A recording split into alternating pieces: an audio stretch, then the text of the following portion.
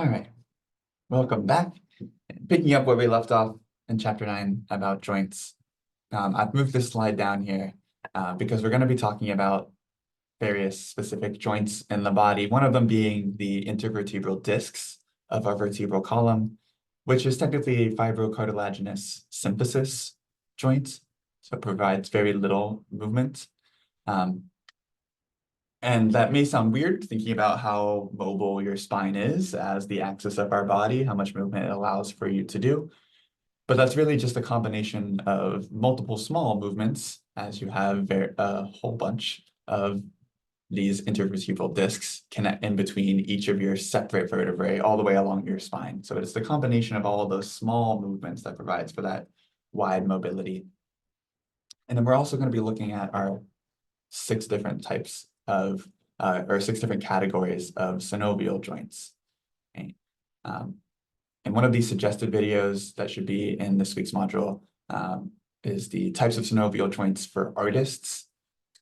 And I think that's a really great video for seeing visually how these different joint types move. The creator uses a great 3D model for showing those joints, so I highly recommend checking that out.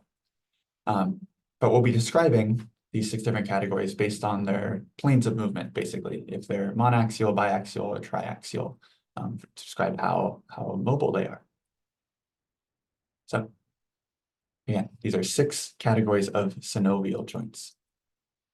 So first off, we have plane joints or gliding joints, which simply glide along that plane. So points of contact basically stay in contact the entire time and just allow for a little bit of sliding. So these would be in areas where you don't really necessarily want a lot of movement, or you want these bones to stay connected to each other, but want to allow for a little bit of mobility for space, such as the sternoclavicular joint, right? Where as we move around these other bones that are connected to this pelvic girdle, or sorry, not pelvic, pectoral girdle, we need to allow for a little bit of mobility of our clavicle on the sternum to keep it in its same position. So that gliding joint has very little movement. The plane joint has very little movement, just allows for some gliding along that plane. Next is our hinge joint, such as the elbow and the knee, or even the ankle and interphalangeal joints, so where our phalanges meet with each other. And this works just like the hinge of a door. So it's monaxial movement, simply up and down, flexion or extension along that single axis. We then have condylar or ellipsoidal joints, which look structurally very similar to a ball and socket, another category here, but are only biaxial, so don't allow for the rotation movement and very little circumduction. So the best example would be our radiocarpal joint, our wrist, right? So where the radius and your carpals of your wrist meet. So you can move them front to back like that. You can move it side to side. Right? You can do a little bit of that circumduction, but we don't really rotate. If I try to keep my forearm straight, we can't rotate our wrist around that radius without also moving my forearm. So that is a condylar joint. The saddle joint is kind of a modified condylar joint, or modified hinge joint rather. And this is only found in your thumb, your first carpometacarpal joint, and just allows for a bit more movement than the saddle did. Right? It's a bit less restricted. I go back to this slide. Right? This how much volume essentially the head of this hinge takes up in that space blocks it from moving anywhere besides on that single axis. This saddle joint has a bit more space between these ridges on the side of the hinge, right? Allowing for some biaxial movement. Right? So giving your thumb the ability to do that opposition movement, and as well as a little bit of that circumduction type movement. A pivot joint, as it sounds, simply allows for pivot, rotation. So where our atlas sits on top of the axis, C1 sits on top of C2, right? You have that pivot joint, that rotation, then your proximal radial ulnar joint, so the one closest to your elbow, which allows for your radius to rotate or pivot around the ulna. I guess I don't know if I was showing that correctly. More of that. Keep my form the same, but that. Right. And then lastly, our most mobile but least stable type of synovial joint is our ball and socket joint. So these are the joints of the shoulder and the hip, of the pectoral girdle and the pelvic girdle. And they allow for a whole lot of mobility for us to move around our environments, but are the least structurally stable. There's lots of ligaments trying to hold it together and trying to keep that structure together. But there has to be a lot of space and a lot of fluid to allow for that great mobility. So they can't be too structurally stable or else they wouldn't be able to move. So we get that cutoff, that balance. And this is our only triaxial plane or triaxial movement joint here. And so for the rest of this, we're going to look at some of the specifics of these joints. So like I said, we're going to be looking at intervertebral discs, which are a fibrocartilaginous joint. Sorry, we need to go backwards. Right? They are a symphysis, so amphiarthrosis, very little movement. But when you combine that tiny movement together with those intervertebral discs along your entire vertebral column, that all adds up into some pretty big movement, pretty big range of motion. But each individual disc only provides a little bit. And it is mostly fibrocartilage. So the intervertebral disc itself is what sits in between two vertebrae along your vertebral column, the bodies of those vertebrae. And it is it consists of two parts to the structure. You have the annulus fibrosus, making up the superficial portion, the surrounding portion, and then the nucleus pulposus, which is the deeper portion. And structurally, they're very similar, but have a difference in concentration of their components. So the annulus fibrosus these are both connective tissue. So we have cells, fibers, and fluid. The annulus fibrosus is mainly fibers. And then the nucleus pulposus is also still mainly fibrous, but has a bit more, or has a lot more water and glucose connected molecules, glycans, the GAGs filling up that space, making it viscous. So we have this fluid, pulpy center with this fibrous outer covering. And so that fluid in the center allows for resisting that compressive force as vertebrae sit or push onto each other. The weight of the world, the weight of gravity is pushing down on your spine. And then that fibrous annulus fibrosus allows for that flexibility, stretch, motion, and movement. And so because we have one of these little pads sitting in between, not every single, but most of your vertebrae in your vertebral column, they actually contribute a lot or a significant portion to the height of an individual. In fact, a quarter of the length of your vertebral column is due to all of that tissue that is within these intervertebral discs. And so as we age over time, the fibers of these two or of this structure are going to stretch out or become weaker, and the fluid that is supposed to be filling it is going to be removed in small amounts over time. And so gradually these discs become flatter and less structurally stable, making you more prone to injury, but as well as shortening the length of your spine, right, of your vertebral column. So along with these intervertebral discs, we have a variety of ligaments that provide support, structure, and mobility to your spine. We have the ligamenta flava, which are part of the supporting structure here leading out to the spinous process of your vertebrae. We have the posterior and anterior longitudinal ligaments, which are on the posterior or anterior side of the body. And the posterior longitudinal ligaments are the easiest of these ligaments to damage, and that's going to produce some other effects, such as slipped discs. We'll talk about in the next slide. You have interspinous ligaments, which are between the spinous process of your vertebrae, and then supraspinous ligaments, which are just outside, just superficial to those spinous processes. So lots of different ligaments holding the vertebra of your vertebral column together and allowing for that mobility, with, of course, these actual intervertebral discs allowing for that cushioning and stretch as well. So like I said, those posterior longitudinal ligaments are the weakest or easiest to damage. And so one of the most common areas of damage to the spine are these slipped discs, where the pulp of your nucleus pulposus is pushing on the annulus fibrosus, and that pressure ends up stretching the posterior ligaments, longitudinal ligaments, or those posterior longitudinal ligaments are already damaged, and so the disc slips, right? Stretches out of where it was supposed to be, which could lead to some inflammation or lead to some pinching of the spinal nerves,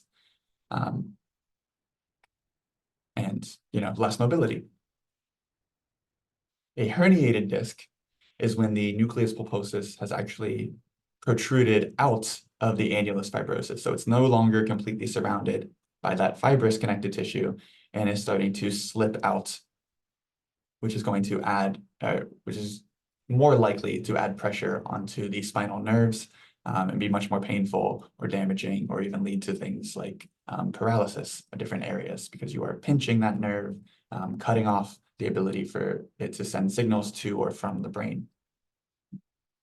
So it is a much more serious injury with much more significant damage, but much less common than the slipped disc, which is just the entire structure kind of pushing out without that expansion of the nucleus pulposus separating the annulus fibrosus.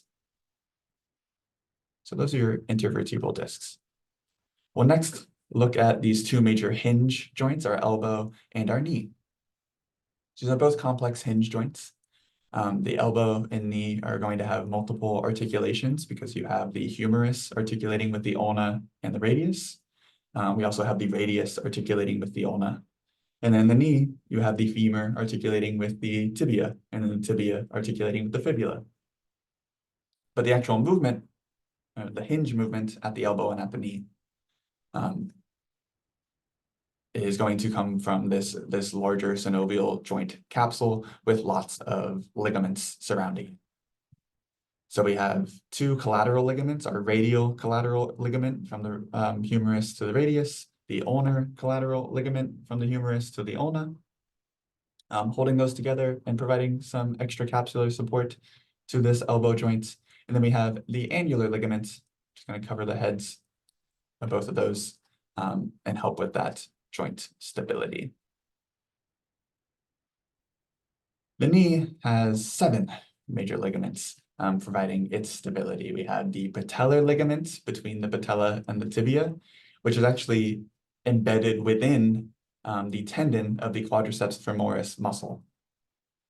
So the quadriceps femoris, a very large muscle of your lower limb, right, of your quads, right, is going to have a very large tendon connecting it all the way to the tibia. And so the patella actually sits within that tendon, and the patellar ligament with the patellar retiniculae are basically within that tendon as well. So they are all kind of continuous with each other. So the patella with its patellar ligament connects to the tibia, and that is all deep within the quadriceps femoris tendon. There are 2 popliteal ligaments, which we can't see from here. You would only see them posteriorly. So let me get a posterior view. Here we go. Where are our popliteal ligaments? Where'd they go? Oh yeah, sorry, they're over here. There's our popliteal ligaments. We have them going side to side here. So you can see those on the posterior side of the knee, connecting the femur with the tibia and fibula. And then we have the most well-known of the knee ligaments, your ACL and PCL, or your anterior and posterior cruciate ligaments. These form this X within the joint capsule of the knee joint, which is where the cruciate name comes from, the cross, the X. And then anterior, posterior, referring to their orientation to each other. So Here, this is an anterior view. You can see the posterior cruciate ligament crossing posterior to your anterior cruciate ligament. Right? They form a little X inside that joint capsule and are very important for essentially holding the femur's head on top of the tibia. Or sorry, these condyles onto their articulations with the tibia. They kind of hold that in place. And then lastly, we have the tibial and fibular collateral ligaments, also referred to in the medical field as the medial or lateral collateral ligaments, so the MCL and ACL, to help with some extra structural support as extracapsular ligaments. So lots of connective tissue fibers here holding those joints in place. And then last, we have our two ball and socket joints. So these are our most mobile, but least stable. And of the two, your shoulder joint is more mobile than your hip joint. And so shoulder injuries are more common than hip damage and hip injuries. So the glenohumeral, or your shoulder joint, has the greatest range of motion because of this glenoid labrum and all of the space formed within it, and the various ligaments that are helping with giving it that flexibility. We have lots of different ligaments, 5 different ligaments to discuss. These are all very nicely named, referring to the bones that they are attaching to. The acromioclavicular ligament between the acromion process and the clavicle. The coricoclavicular ligament between the coracoid process and the clavicle. The coracoacromial ligament between the coracoid process and the acromial process. The coracohumeral ligament between the coracoid process and the humerus, and then the glenohumeral ligaments between the glenoid cavity and the humerus. Okay.